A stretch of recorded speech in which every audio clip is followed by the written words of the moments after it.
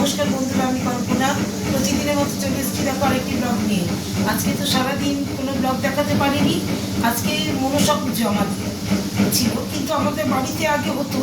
বাবা মারা যাওয়ার পর থেকে আমরা আর করি না মনসা পুজোটা।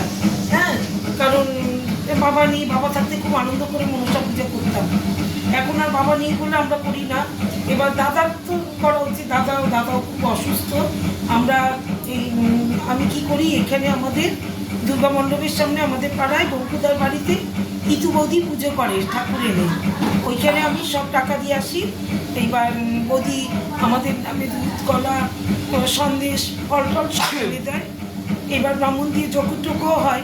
এবার সকাল থেকে ইতু বৌদিও এখন খুব মানে পায়েটায় যন্ত্রণা, একটু মানে অসুস্থ। সবারই বয়স হচ্ছে তো, সবাই অসুস্থ হচ্ছে এখন। তাই আমাকে বলেছিল একটু তাড়াতাড়ি যেতে, আমি একটু তাড়াতাড়ি গেছি। এই 11:30টার মধ্যে গেছি, ঘরে কাজ সেরে সকালে 11:30টার মধ্যে গিয়ে তারপরে ওখানে নাড়ু টাড়ু করলাম, তারপরে ফল ইসে করলাম, ফল কাটলাম, বাকি যা মানে যাবতীয় পুজোর সমস্ত কিছু করলাম, করে টরে তারপরে বিকেলে এসছি 5টার সময় পুজো করে। তাও পুজো পুরো কমপ্লিট হয়নি, ঠাকুমশাই এসছে আড়াইটার পর। এবার পুজো পুরো কমপ্লিট হয়নি, তখনও যজ্ঞ বাকি। আমি অঞ্জলি দিয়ে চলে এসেছি, নাহলে আমার ছেলেটা কি খাবে বলো।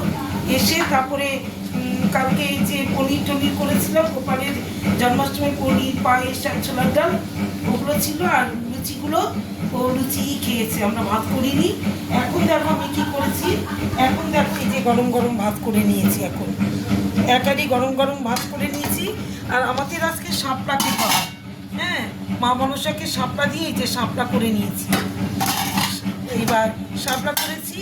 আর এখানে করেছি দেখো ডাল, এই দেখো ডাল, এখানে ডাল করে নিয়েছি। হ্যাঁ, আর এখানে মার ভাত, এটা মার জাউ ভাত এটা।